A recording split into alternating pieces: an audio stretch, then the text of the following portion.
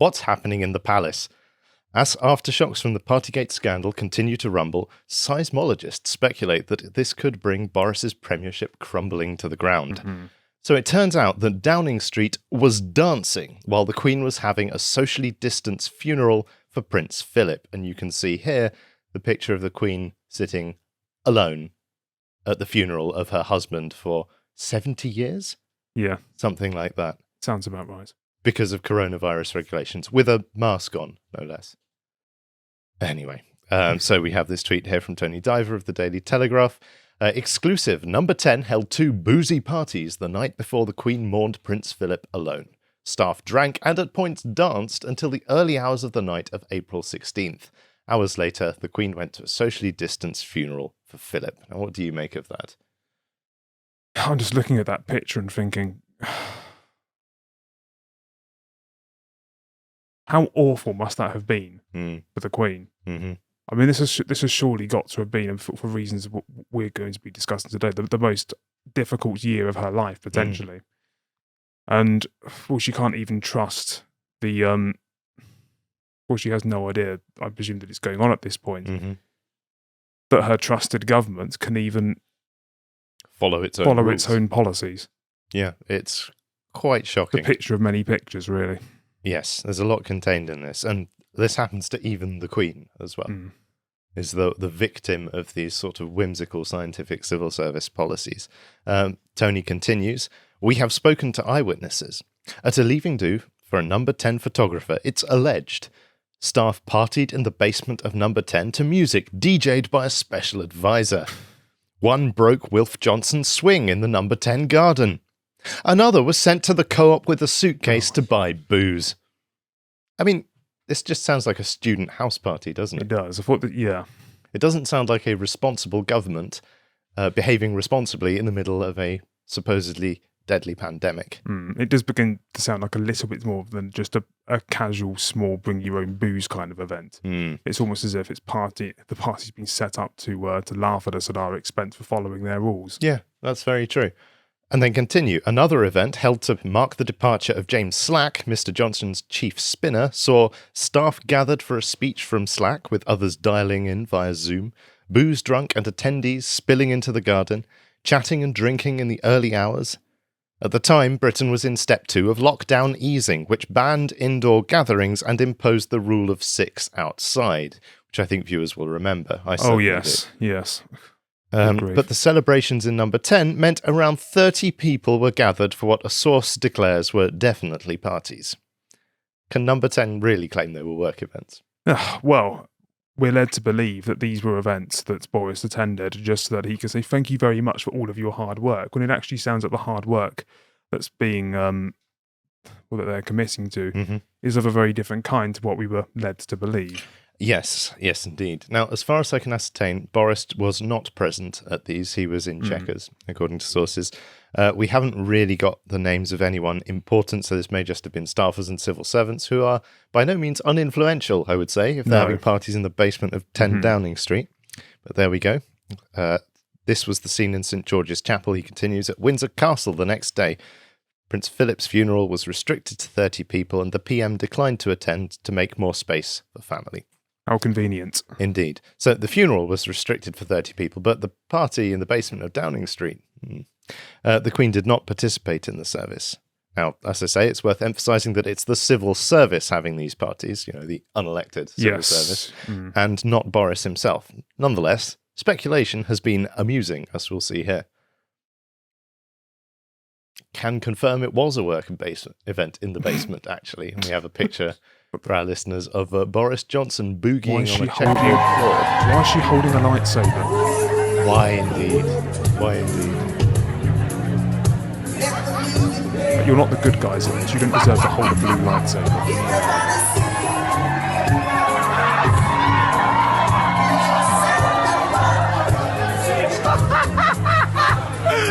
Boris using the force there. I wonder I can tweet any of this. And it's cringe. It reminds me of the Theresa May shuffle. Yes. Is Boris really old enough to be dancing like that? Well, he seems to think it's appropriate. Goodness What me. was that? And we have another commenter suspecting that he has the answer to who broke the swing. If we scroll down here. Yeah, that's a 4 a.m. shot right there, isn't it? Not a good look, is it, for the No. leader of a respected country? I think the child hiding underneath the pipe is pretty good encapsulation of what probably the public's view of this is. Indeed. Now, surely this has been photoshopped. It's too good to be otherwise, but still, it's a glorious image. Yes. So my suggestion for what should happen is off with their heads. What do you reckon? I don't know. We have, because it's not just the Queen who was thrown under the bus by arbitrary and tyrannical public health restrictions, which were ignored by the people making them. We all know this at this point. We also have real people. I mean, that's not to say the Queen isn't real, but we mean ordinary British people who don't perhaps have the cameras on them 24/7, whose stories are not exactly making it to front page news. So here we have English Examiner saying, FFS, we weren't allowed dancing at my son's wedding in July 2021. It makes me sick. Fair assessment. Yeah, so plebs couldn't dance at their weddings, but Downing Street could dance at leaving parties. Interesting. Then we have the next one. Lance Foreman points out quite astutely, once again, the police surround 10 Downing Street. If a party was going on and it was illegal, why didn't the police close it down? Were they incompetent or did they not judge it to be illegal? Good question. This is crucial. They were shutting down parties across the country. Would it be fair to say it's one rule for them and another rule for everyone else? Seems to be the case. Seems to be the case, doesn't it? The police, it seems, know who they work for. And then we have one here from our next. So this is from Christine saying, if this is true, I'm done for with him and all of them. I had to sort out a funeral on a path for Frank as no one was allowed in my home. We had 5 people at his funeral. I sat on my own after. The worst is that he couldn't have his girls and me visit and died alone in April 2020. And there are many, many more stories like this. Many more. Yes. Again, have you realised you're the bad guys yet? We're all waiting. No, they're probably attaining some or getting some sociopathic sense of pleasure from being the bad guys, given the contempt that they have shown for everyone and how stupid they seem to think that we are in hiding behind what they hope to be the result of the Grey inquiry, which is going to end Boris inevitably.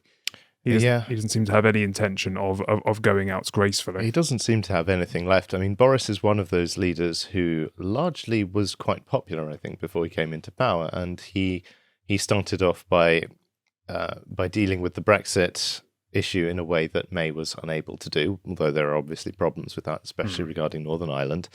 And it seemed like he had a certain amount of popularity, but now I think that's all disappeared, and he just seems to be on a slope careering towards his inevitable career crash. Yeah, I mean, he's had a political career of being a very, very good antithesis when there's a fall guy for everything that's ultimately going wrong.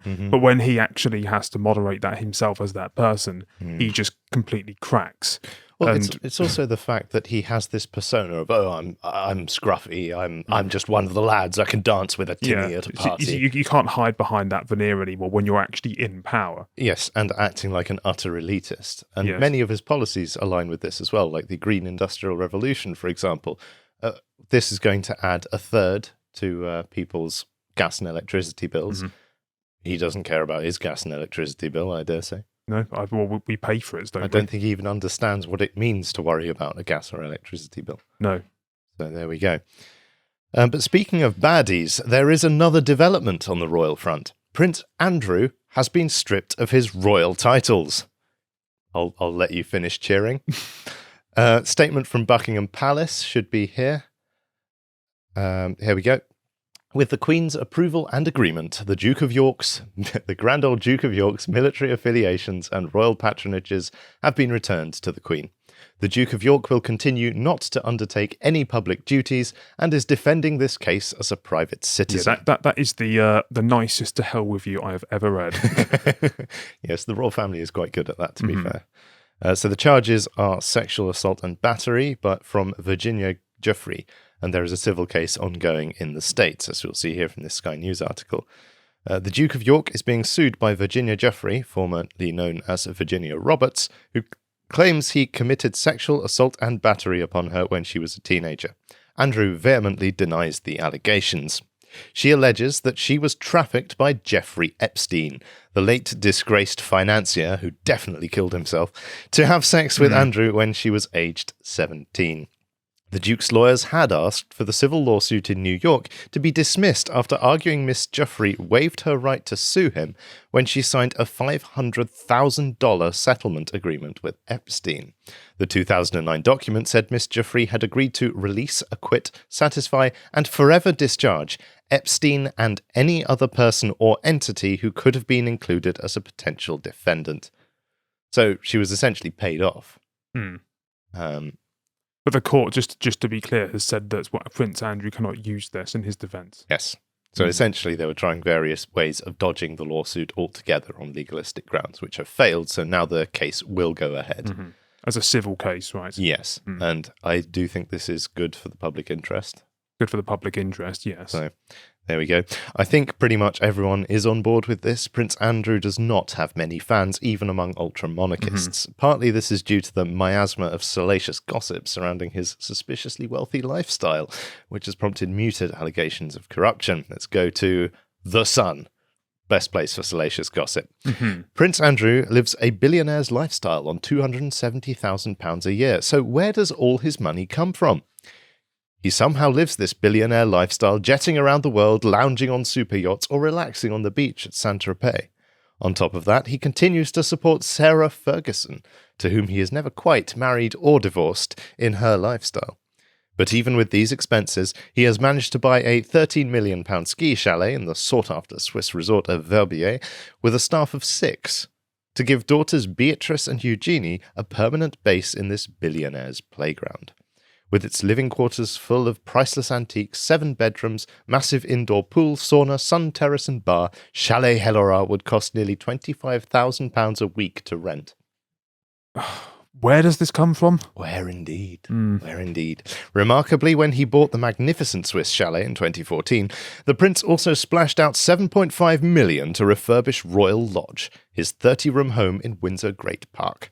Nor does he skimp on his personal possessions. He was snapped in 2015 wearing the latest £12,000 18-carat Apple Watch, and he drives a Bentley with the personal number plate DOY for Duke of York. Perfectly standard watch, perfectly standard car. Very interesting.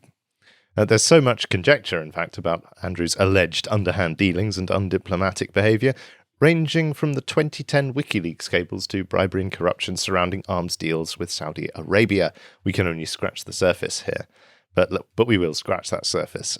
Prince Andrew, according to The Guardian in 2010, used his royal position to demand a special briefing from the Serious Fraud Office weeks before launching a tirade against the agency's idiotic investigators at a lunch with businessmen in Kyrgyzstan.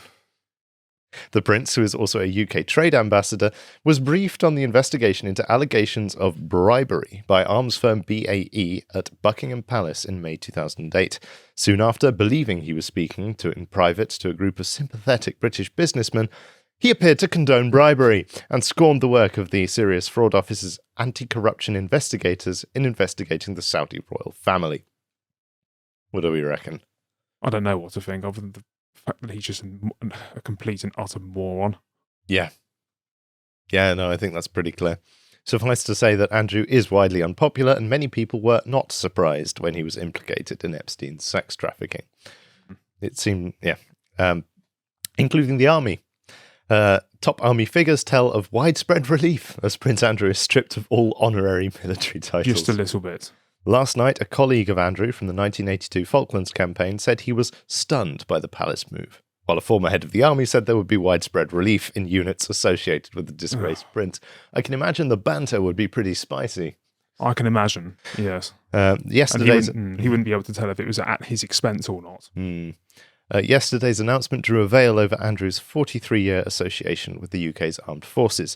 However, the prince will retain his honorary rank of Vice Admiral, having been granted this by the Navy on his 55th birthday in 2015. Presumably, he kept this title because it has the word Vice in it. He's the Admiral of Vice, Brilliant. Perhaps, rather than the Vice Admiral. Andrew is not the only member, though, of the royal household to be stripped of his royal titles. Can you remember a certain other individual? I can, but you'll have to. Yes, I'll let you. Harry and Meghan. Oh, Harry those also two. He also lost his titles, not recently. Mm. And what are they getting up to these days? Well, they're raising money for charity, but not very much of it. Very unsuccessfully, in fact. And there's this glorious article here by the Daily Mail, how a tiny cat sanctuary in Wales and a boy in a tent raised more for charity in 2020 than Harry and Meghan's global foundation at Archewell. Bit embarrassing. When you have the profile that they do, that is incredibly bad. Or the profile they're trying to give themselves.